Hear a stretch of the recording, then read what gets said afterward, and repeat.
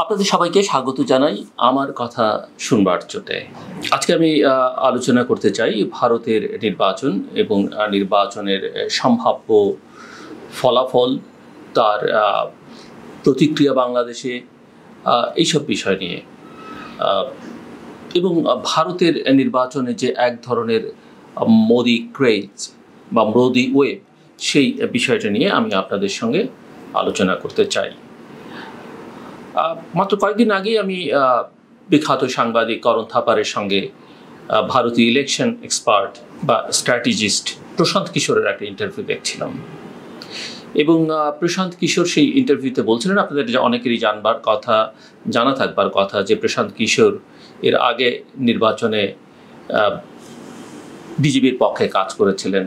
এক সময় তিনি মমতা ব্যানার্জির পক্ষে পশ্চিমবঙ্গের নির্বাচনে এক সময় কাজ করেছেন এবং তার সাকসেস রেট খুবই ভালো।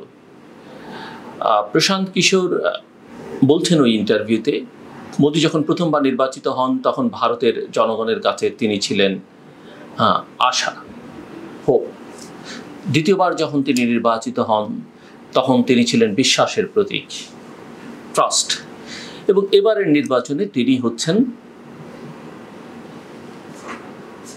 ভারতে কোনো অল্টারনেটিভ নেই, নরেন্দ্র মোদীর কোনো অল্টারনেটিভ নেই, যেটা বাংলাদেশের ক্ষেত্রেও অনেকে বলে থাকেন যে প্রধানমন্ত্রী শেখ হাসিনার কোনো অল্টারনেটিভ নেই বা আওয়ামী লীগের অল্টারনেটিভ হতে পারল কিনা বিএনপি, এইসব নানা কথাবার্তা আছে। প্রশান্ত কিশোর মনে করেন যে ভারতের এই নির্বাচনে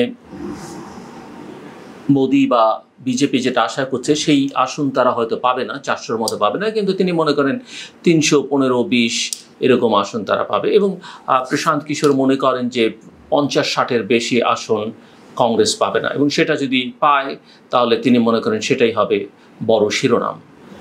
ভারতের নির্বাচনে মোদি জিতলে কি হবে বাংলাদেশের ক্ষেত্রে, যা একদিন হচ্ছিল সেটারই ধারাবাহিকতা বজায় থাকবে বলে আমার ব্যক্তিগত ধারণা। ভারতের নির্বাচনে যদি ইন্ডিয়া জোট জেতে, কংগ্রেস নেতৃত্বাধীন ইন্ডিয়া জোট জেতে বা অন্য কেউ কোনো মিরাকলের কারণে আসে, সেটা কোনো জিরো পসিবিলিটিও নেই, তাহলে কি হবে? তাহলে যা হচ্ছে তাই হবে। ভারতের establishment, Chanakyapuri, south block, research and analysis wing, political leadership বাংলাদেশের সঙ্গে মোটা দাগের সম্পর্কের ক্ষেত্রে একই ধারা অব্যাহত রাখবে তাদের ফরেন পলিসিতে। তাদের মধ্যে এক ধরনের জাতীয় ঐকমত্য আছে।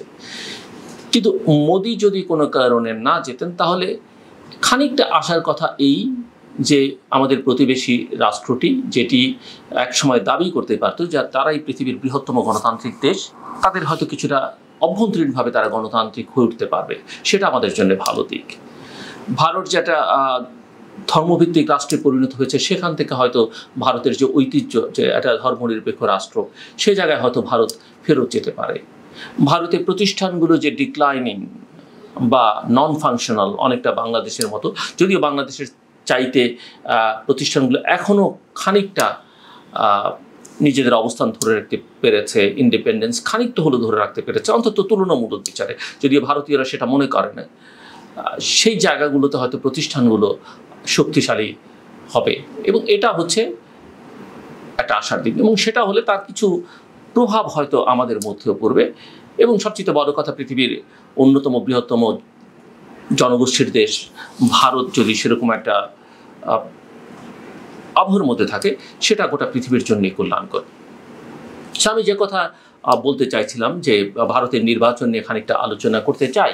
এবার ভারতের নির্বাচনে ভোট দিতে যাচ্ছেন 96,80,00,000 ভোটার, কিন্তু অনেক রাজনৈতিক বিশ্লেষকরাই মনে করেন বা মনে করছেন যে এই নির্বাচনের মাধ্যমে গণতন্ত্র নয়, ভারতে বিজয়ী হতে যাচ্ছে নির্বাচনী স্বৈরতন্ত্র, এবং যেটা অত্যন্ত অত্যন্ত ভয়াবহ বলেই অনেকে মনে করেন।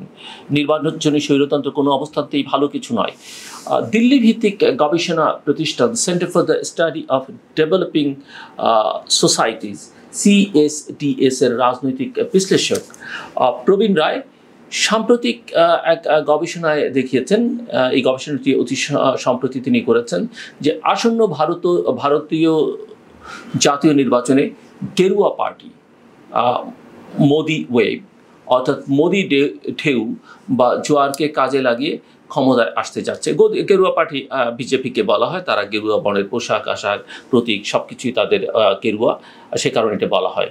দীর্ঘ এই গবেষণায় তিনি বিজেপি সরকারের বিভিন্ন কৌশল এবং পদক্ষেপগুলো বিস্তারিত ব্যাখ্যা করে দেখিয়েছেন এবং তিনি মনে করছেন যে ভারতের এবারের অর্থাৎ 2024-এর এই নির্বাচনের ফলাফল অভিন্নই থাকছে। আগের দুটো নির্বাচনে যেমনটা হয়েছে সেরকমই থাকবে, যেটা প্রশান্ত কিশোরের কথা আমি বলছিলাম তিনিও মনে করেন। অর্থাৎ আবারও ক্ষমতায় আসছে নরেন্দ্র মোদীর সরকার বা ভারতীয় জনতা পার্টির সরকার। আর এবার ক্ষমতায় আসবার জন্য প্রধান নিয়ামক হিসেবে কাজ করছে মোদি ওয়েভ। এটা এক ধরনের ক্রেজ ভারতীয়দের মধ্যে। ভারতীয়দের সমস্যার সমাধান হচ্ছে না, কিন্তু মোদিকেই তারা অনেক ভারতীয় মোদিকেই অবতার মনে করছেন।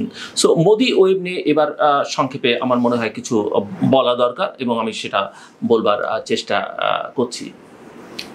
করোনাকালে ওয়েব কথাটি ব্যাপকভাবে কিন্তু এই ঢেউয়ের কথাটি ব্যাপকভাবে প্রচলিত ছিল। নির্বাচনী রাজনীতির বেলায় ওয়েব কথাটি মার্কিন গণমাধ্যমের বদৌলতে প্রচারিত হতে থাকে, বিশেষ করে ডোনাল্ড ট্রাম্পের উত্থানকাল থেকেই। ওয়েব এমন একটি রাজনৈতিক প্রবাহ যার মাধ্যমে একটি দলের নির্বাচনে জয় পরাজয় নির্ধারিত হওয়ার ঘটনা ঘটে থাকে। ওই যে আমরা অনেক সময় বলি না ল্যান্ডস্লাইড ভিক্টরি, ওই ভিক্টরির উল্টো দিকে যে ডিফিট আছে সেটা ওই ওয়েবেরই ফলাফল।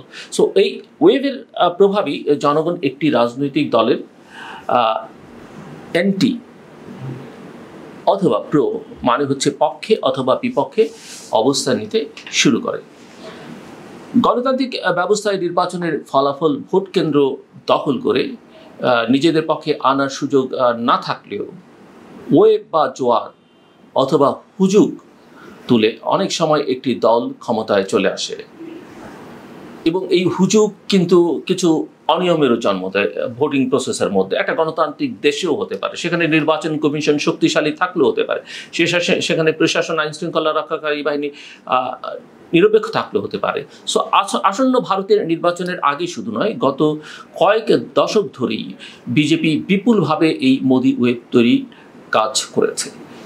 এই মোদি ওয়েবের মাধ্যমে নরেন্দ্র মোদীকে ভারতের অবিকল্প নেতা বা তার কোনো বিকল্প নেই এরকম একটা প্রতিমা হিসেবে জনগণের সামনে হাজিরের সুপরিকল্পিত যে উদ্যোগগুলো নেওয়া হয়েছিল তারই একটা সমষ্টিক ফলাফল হিসেবে আবারও ভারতের ক্ষমতায় আসতে যাচ্ছেন নরেন্দ্র মোদীর নেতৃত্বাধীন ভারতীয় জনতা পার্টি বা বিজেপি তৃতীয়বারের মতো টানা।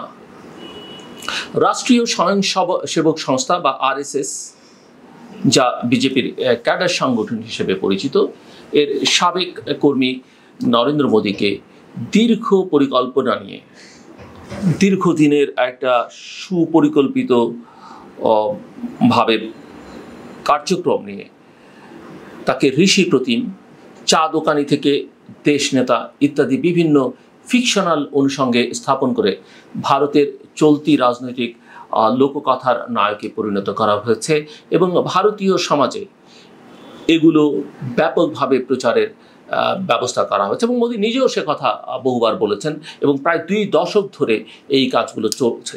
কিন্তু অনেক গবেষক এটি ইতিমধ্যেই প্রমাণ করে দেখেছেন, অনেক ফ্যাক্ট চেকার প্রমাণ করে দেখেছেন যে নরেন্দ্র মোদীর এই প্রতিমা বা তার এই বক্তব্যগুলো মিথ্যে, যেভাবে তিনি তাকে তুলে ধরবার চেষ্টা করছেন। এবার তো নরেন্দ্র মোদী নিজেকে ঈশ্বর প্রেরিত বলে দাবি করছেন। তিনি বলছেন যে তার মায়ের থেকে তার জন্ম হয়নি, ঈশ্বর তাকে প্রেরণ করেছেন। যাই হোক, গেরুয়া পার্টি মোদীর রাজনৈতিক ক্যারিশমা, সামাজিক গ্রহণযোগ্যতা এবং যে হিন্দুত্ববাদী সাংস্কৃতিক জাগরণের জাতীয় বীর হিসেবে উদযাপনের এক ঐতিহ্য গড়ে তুলেছে প্রায় 1 দশকেরও বেশি সময় ধরে। বিশেষ করে গুজরাটে মোদীর আপাত সফল মুখ্যমন্ত্রিত্বকাল এবং দাঙ্গার যে কারণে তাকে বুচারও বলা হতো, দাঙ্গার ব্যাপারে নীতি তাকে হিন্দুত্ববাদী জাতীয়তাবাদের প্রধান নেতায় পরিণত করতে সহায়ক হয়েছে। নরেন্দ্র মোদীর প্রধানমন্ত্রী হিসেবে আবির্ভাবের কালে মিডিয়াতে বারবার উন্নয়নের যে গুজরাট মডেল সেটাকে হাজির করা হচ্ছে। গুজরাটকে তিনি একটা উন্নয়নের মডেল হিসেবে স্থাপন করতে পেরেছেন, আর সেটা মিডিয়াগুলো যথেষ্ট পরিমাণে প্রচার করছিল। 2014 থেকে 2019 সালকে ভারতীয় জনতা পার্টি বা বিজেপি মোদি ওয়েব তৈরির একটা পরীক্ষামূলক কাল হিসেবে গ্রহণ করে, এবং ভারতের ইতিহাসের পুরো চরিত্রই ধীরে ধীরে পাল্টে দিতে থাকে। 47 পূর্ব বা 47 উত্তর যে ইতিহাস, সেটা তারা পাল্টে দেয়, এবং ভারতের গণতন্ত্র ধীরে ধীরে রূপ নিতে থাকে অথরিটেরিয়ান, কর্তৃত্ববাদী গণতন্ত্রে।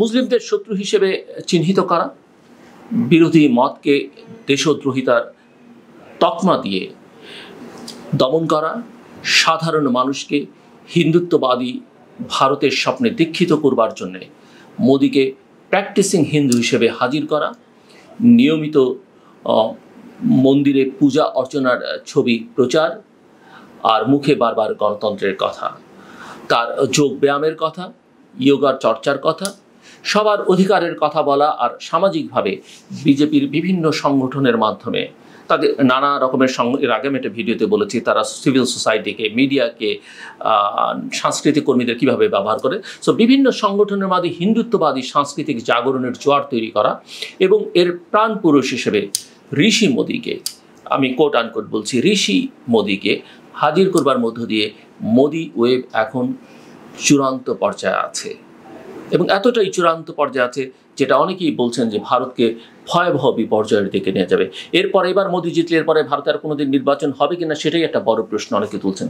সো বৃহত্তর হিন্দু জনগোষ্ঠীর মধ্যে হিন্দুত্ববাদী আবেগ উস্কে দেওয়া, ভারতের জনগণকে নিজের পরিবারের লোক হিসেবে চিহ্নিত করা, নিজের সঙ্গে জনগণের সম্পর্ককে প্রাতিষ্ঠানিক করবার বদলে ব্যক্তিগত কাঠামোর মধ্যে দেখা, মিডিয়াতে, ভারতীয় মিডিয়াতে সংখ্যাগুরু সম্প্রদায়ের জন্য নেয়া বিভিন্ন উন্নয়ন কর্মসূচিকে জনগণের জন্যে, দেশের জন্য নেয়া উন্নয়ন কর্মসূচি হিসেবে দেখা, সোশ্যাল মিডিয়াতে বা সামাজিক যোগাযোগ মাধ্যমগুলোতে প্রচুর ফেক নিউজ, প্রোপাগান্ডা, রিউমার ছড়ানো, মূল ধারার মিডিয়াতে অর্থাৎ মেইন স্ট্রিম মিডিয়াতে বিজেপির একচ্ছত্র নিয়ন্ত্রণ, স্বাধীন চিন্তার চরম দমন, কিন্তু সেটাকে দেশের অগ্রগতির জন্য জরুরি কাজ হিসেবে প্রচার ইত্যাদি হচ্ছে, বা ইত্যাদি কার্যক্রম, বিভিন্ন কর্মসূচি মোদি ওয়েব তৈরিতে বিপুল ভূমিকা রেখেছে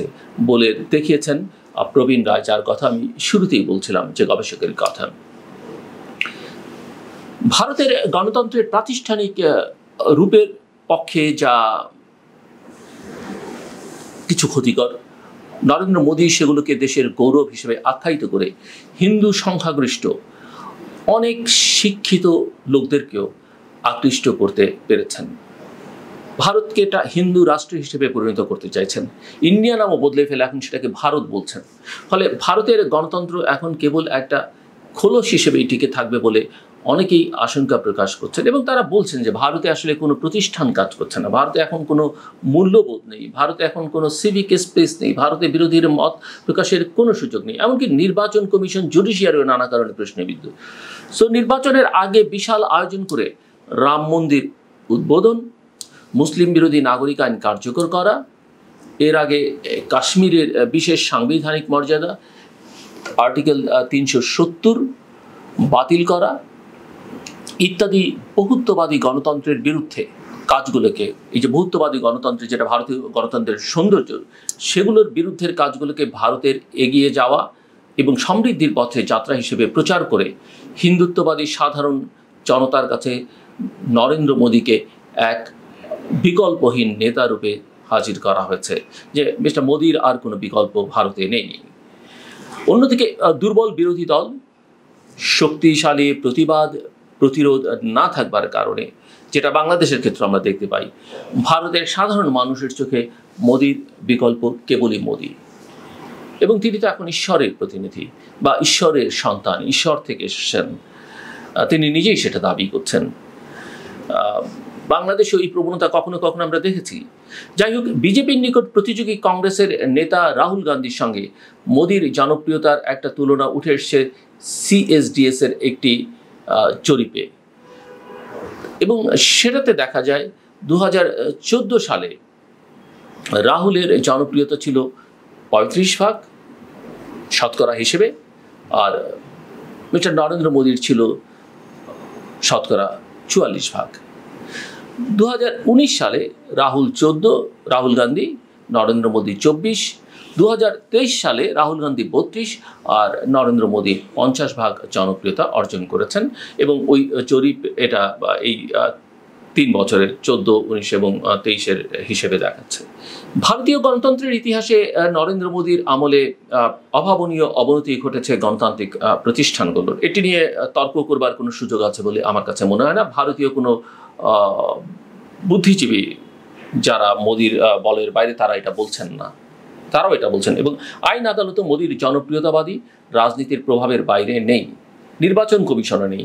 অনেক বিষয়ে আদালতের রায় রাজনৈতিক বিশ্লেষকদের, ভারতীয় রাজনৈতিক বিশ্লেষকদের কিন্তু বিস্মিত করেছে। আদালতের রায় বাবরি মসজিদ হয়ে যায় রাম মন্দির, আর এর ফলে মোদি ওয়েভের একটা লেজিটিমেসি বা বৈধতা সাধারণ মানুষের কাছে তৈরি হতে থাকে। এবং আদালত অন্যান্য প্রতিষ্ঠানগুলোকে তারা বেশ ভালোভাবে ব্যবহার করেছে। সংখ্যাগরিষ্ঠ হিন্দুদের মাঝে গ্রহণযোগ্যতা আরও বেড়ে যায় নরেন্দ্র মোদীর এবং তার দল ওই গেরুয়া পার্টির বা বিজেপির।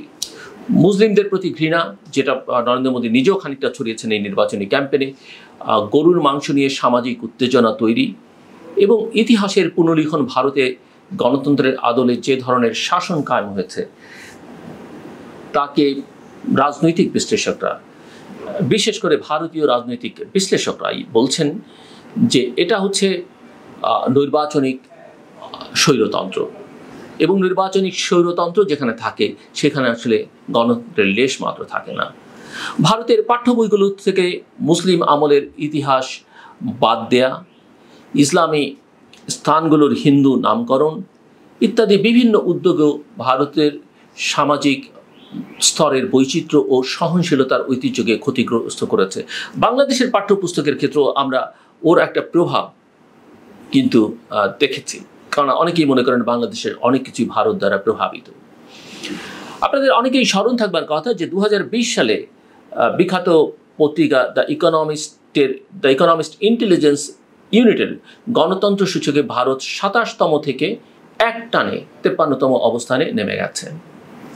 এছাড়া ফ্রিডম হাউস এবং varieties of democracy institute V-Dem, যেটা সুইডেন ভিত্তিক, ভিডেমের মতো অনেক সংগঠন ভারতকে এখন গণতন্ত্র বলা যাবে কিনা, গণতান্ত্রিক দেশ বলা যাবে কিনা সেই প্রশ্ন তুলছে। ভিডেম তো ভারতকে একটি নির্বাচিত স্বৈরতন্ত্র বলে আখ্যায়িত করেছে। এবং আমি শুনেছি যে ভারত বা নরেন্দ্র মোদী সরকার চাইছে এখন ভারতীয় কিছু থিঙ্ক ট্যাঙ্কের মাধ্যমে এই ধরনের সূচক বা গবেষণা, সূচক ভিত্তিক যে গবেষণা সেটি তৈরি করবার জন্য যাতে ভারতকে গণতান্ত্রিক দেশ হিসেবে দেখানো যায়। সো যেটা বলছিলাম যে সরকারের সঙ্গে যে কোনো ধরনের মতপার্থক্যকে, দেশবিরোধী এবং হিন্দুত্বের যে কোনো সমালোচনাকে হিন্দ বিরোধী তকমা দেওয়ার কাজটি বিজেপি ক্রমাগতভাবে করে যাচ্ছে এবং ক্রমাগত নরেন্দ্র মোদীও তা করছেন নেতা হিসেবে। যদি প্রধানমন্ত্রীকে সেটা মানায় কিনা একটা বড় প্রশ্ন।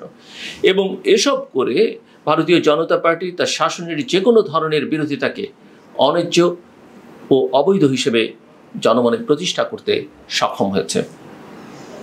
আমরা বাংলাদেশের আলোচনায় অনেক সময় জানি এবং আপনাদের অনেকেরই জানবার কথা পিউ রিসার্চ সেন্টারের কথা। পিউ রিসার্চ সেন্টারের 2023 সালের গ্লোবাল অ্যাটিটিউড সার্ভেতে দেখা গেছে জরিপকারীদের, মানে যাদের মধ্যে জরিপ করা হয়েছিল তাদের, যারা জরিপ করছিলেন তাদের প্রশ্নের জবাবে আশ্চর্যজনকভাবে 85% ভারতীয় উত্তরদাতা বলেছেন যে কর্তৃত্ববাদী শাসনকেই তারা তাদের দেশের জন্য ভালো মনে করেন। Very unfortunate. মোট 24টি দেশের মধ্যে এই জরিপে এমন প্রতিক্রিয়া ভারতেই সবচেয়ে বেশি দেখা গেছে। গণতান্ত্রিক ভারত, বিশ্বের সবচেয়ে বড় গণতান্ত্রিক দেশ হিসেবে পরিচিত ভারত, তার 85% জনগণ কর্তৃত্ববাদ ও শাসনকেই পছন্দ করেন। কোথায় মোদী ওয়েভ ভারতকে নিয়ে গেছে? সো পিউ রিসার্চ সেন্টারের এই জরিপের ফল থেকে সহজেই বুঝতে পারা যাচ্ছে যে মোদী ওয়েভকে কাজে লাগিয়ে ভারতের সামাজিক স্তরে গণতান্ত্রিক আবরণে এক ধরনের গণতান্ত্রিক তথাকথিত আবরণে স্বৈরতন্ত্র এবং হিন্দুত্ববাদী শাসনকে শক্তিশালী ভিত্তির উপর স্থাপন করা হয়েছে ইতোমধ্যেই। প্রবলভাবে মোদি কাল্ট বা ব্যক্তি পূজার সংস্কৃতি তৈরি করা হয়েছে, যেটা পৃথিবীর অনেক অথরিটেরিয়ান বা টোটালিটেরিয়ান দেশেই আমরা দেখতে পাই। প্রবীণ রায় তার Modi wave leadership, legitimation and institutionalization in Indian politics নামক গবেষণায় এই বিষয়গুলোর বিস্তারিত তুলে ধরেছেন।